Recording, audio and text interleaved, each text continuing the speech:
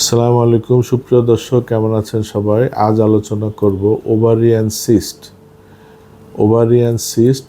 ওভারিতে যে সিস্টগুলি হয়, ছোট ছোট সিস্ট। কি হোয়াট ইজ সিস্ট? সিস্ট হলো পানি জাতীয় টিউমার, যেই টিউমারগুলো গ্রো করে কিন্তু ভিতরে লিকুইড থাকে, পানির অংশ থাকে বা পানির ভাবটা বেশি থাকে, নরম তুলতুলে মাংস কম থাকে, পানিটা বেশি থাকে, দ্যাট ইজ সিস্ট। এই সিস্টটা ওভারিতে হয় দুই ধরনের, যেমন রাইট ওভারিতে হতে পারে, লেফট ওভারিতে হতে পারে। আবার কারো কারো দেখা যায় সিস্ট অনেক সময় যে জরায়ুতেও হতে পারে। তবে আজ আলোচনা করব ওভারি সিস্টে। ওভারিতে যদি এই সিস্টগুলি হয় তাহলে দেখা যায় যে আমাদের ওভুলেশন প্রক্রিয়া ব্যাহত হয়, অর্থাৎ যখন আমরা বাচ্চা উৎপাদনের সময় অর্থাৎ প্রেগনেন্সি হতে ব্যাহত হয়। যাদের বিয়ের পরের কথা বলতেছে, বিয়ের আগে যদি হয় তাহলে বাচ্চা হওয়ার প্রবণতা পড়ে, কিন্তু এটা চিকিৎসা যদি সঠিকভাবে না হয়, কোনোভাবে যদি ওভারিটা কেটে ফেলা হয় তাহলে দেখা যায় তার প্রেগনেন্সি আর আসে না। এই জন্য এটা খুব সেন্সিটিভ। ওভারিতে যদি সিস্ট হয় তাহলে অবশ্যই আমরা খুব দ্রুত ব্যবস্থা নেব এবং আমরা হোমিওপ্যাথি চিকিৎসা নেওয়ার ব্যবস্থা করব। কারণ ওভারি সিস্ট হলে নর্মালি দেখা যায় অনেক ক্ষেত্রে ডাক্তাররা কিছু ওষুধ দিয়ে অবজারভেশনে রাখে যে দেখো কিছু হয় কি না, না হলে আলটিমেটলি পরবর্তীতে সার্জারির অ্যাডভাইস করে। তো সার্জারি করলে যাদের বাচ্চা কাচ্চা হয় নাই বা যাদের নিউলি ম্যারিড তাদের জন্য খুব অসুবিধা হয়। এই জন্য এই জিনিসগুলো আমরা খুব কেয়ারফুলি হ্যান্ডেল করব। এবং ওভারিতে সিস্টের লক্ষণগুলো কী কী? লক্ষণগুলো হলো যে কোনো ওভারিতে সিস্ট হতে পারে, আবার কারো কারো বোথ ওভারিতে রাইট এবং লেফট দুইটাতেই সিস্ট হয় একসাথে। তো যদি এই ক্ষেত্রে হয় সেগুলির প্রথম সিমটম হলো তলপেট ব্যথা থাকবে, either left or right or total তলপেটটাই ব্যথা থাকবে। 2 নম্বর দেখা যায় ব্লিডিংয়ের ফ্লো খুব কমে যাবে, খুব অল্প পরিমাণ ব্লিডিং হবে, অর্থাৎ ওই সিস্টের জন্য যে লাইনগুলো রাস্তাগুলি পরিষ্কার হতে ব্লিডিংটা পরিষ্কার হতে দেয় না, ওখানে ব্লক হয়ে থাকে, ক্লট হয়ে থাকে, জমা থাকে রক্ত, যার জন্য ব্লিডিংটা বের হয় না, ব্লিডিং হয় না পর্যাপ্তভাবে, এই জন্য ইনসাফিসিয়েন্ট ব্লিডিং হবে। 3 নম্বর কথা হলো তলপেটটা, এবং দেখা যায় যে তলপেটটা আস্তে আস্তে বড় হতে থাকবে। 4 নম্বর এর সাথে সাথে জ্বালা পোড়া, শরীর হাত পা ব্যথা, অন্যান্য সিমটম, খাওয়ার অরুচি, সাথে টেম্পারেচার, মাথা ঘোরানো ইত্যাদি বিভিন্ন রকমই। তারপরে ফিজিক্যাল রিলেশনের সময় ব্যথা অনুভব করা, অশান্তি লাগা, এবং তলপেট ভারী বোধ এবং ফিজিক্যাল রিলেশনে অনীহা ইত্যাদি বিভিন্ন রকম সিমটম আসবে। তবে সেই ক্ষেত্রে আমরা ইনভেস্টিগেশন করে আলট্রাসাউন্ড করে দেখতে পারি লোয়ার অ্যাবডোমেনে যে আমাদের টিউমার হয়েছে কিনা, অথবা আমরা পিরিয়ডের টাইমে টিবিএস করে দেখতে পারি।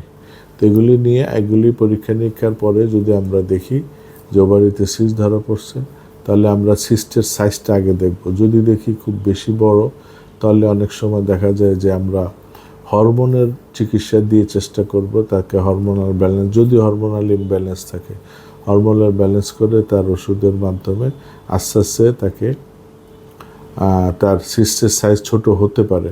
আবার অনেক সময় দেখা যায় যে হরমোন ঠিক আছে, অন্যান্য ঠিক আছে, কিন্তু তার বডি খুব ওভারওয়েট আছে বা অন্যান্য তার ফুড হ্যাবিটটা ভালো না, বা চেঞ্জ করলে অনেক সময় দেখা যায় সিস্টটা কমে আসতে পারে। যদি আমরা সেরকম ডায়েট দিতে পারি, অথবা তার ফিজিক্যাল অ্যাক্টিভিটিস কিছু দিয়ে দিতে পারি, অথবা তাকে যদি ফাস্টিং করতে বলি অথবা ডায়েট করতে বলি, সেই ক্ষেত্রে অনেক সময় সিস্টটা কমে আসে। এরপরে আসে মেডিকেশন কি আমাদের সিস্টের জন্য হোমিওপ্যাথিতে খুব ভালো চিকিৎসা আছে। যেমন যদি সিস্টের কারণে তার ফ্যালোপিয়ান টিউবগুলি ব্লক হয়ে থাকে, তাহলে আর টিউবগুলি আগে খোলার ব্যবস্থা করতে হবে। টিউব খোলার জন্য যেমন তার ওভারিয়ান ওষুধটা খুব ভালো, দ্বিতীয়ত ক্যালকেরিয়া, তারপরে ক্যালকেরিয়া কার ইত্যাদি বিভিন্ন রকম ওষুধ আসতে পারে। আরও বিভিন্ন রকম ওষুধ আছে, আপনারা অ্যানালাইসিস করে কেস হিস্ট্রি নিয়ে বুঝবেন যেটা কোনটা কী ওষুধ দেওয়া লাগতে পারে, সেটা দিবেন।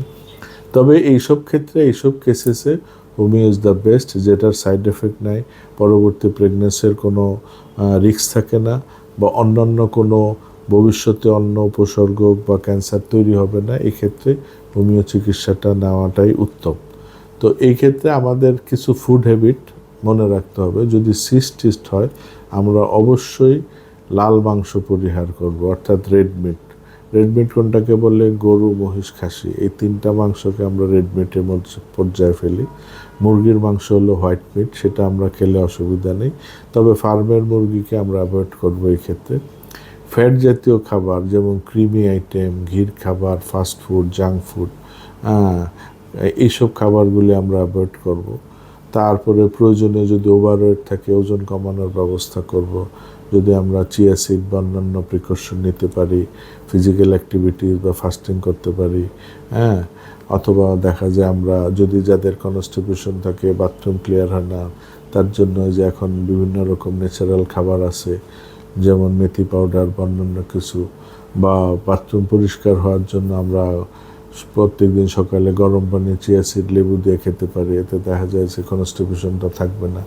ইত্যাদি বিভিন্ন ঘরোয়া টোটকা অথবা বিভিন্ন রকম চিকিৎসা বা ওষুধের মাধ্যমে আমরা তার ফিজিক্যাল অ্যাক্টিভিটিস বা মুভমেন্টটা আমরা ঠিক করতে পারি যদি তার ওভারওয়েট হয়। তারপরে যদি দেখা যায় তার ওভারওয়েট নাই, তার হরমোনাল ইমব্যালেন্স নাই, তাহলে কি চিকিৎসা দেওয়া যায় সে অনুযায়ী আমরা তাকে চিকিৎসা দিব। প্রয়োজনে অবজারভেশন করব, কিছুদিন রেস্টে রাখবো রোগীকে। যদি তার প্রবলেম ব্যথা হয় তাকে প্রয়োজনে ব্যথার ওষুধ দিতে পারি কিছু। এই ধরনের চিকিৎসা, কম্বাইন্ড চিকিৎসার মাধ্যমে কিন্তু তার ওভারি সিস্টগুলি ভালো হতে পারে। এবং আমরা most of cases ovarian cyst দেখা যায় যে 70-80% পেশেন্টেরই ওভারিয়ান সিস্ট খুব সহজে 2 থেকে 3 মাসের মধ্যে ভালো হয়ে যায়। কাজে আপনারা ওভারি সিস্ট হলে অবশ্যই আগে হোমিওর কথা চিন্তা করবেন, সার্জারি করার আগে। হোমিও চিকিৎসা নিলে অবশ্যই আশা করি এটা ভালো হয়ে যাবে। তো আজকে এ পর্যন্তই, ভালো থাকবেন সবাই। আসসালামু আলাইকুম।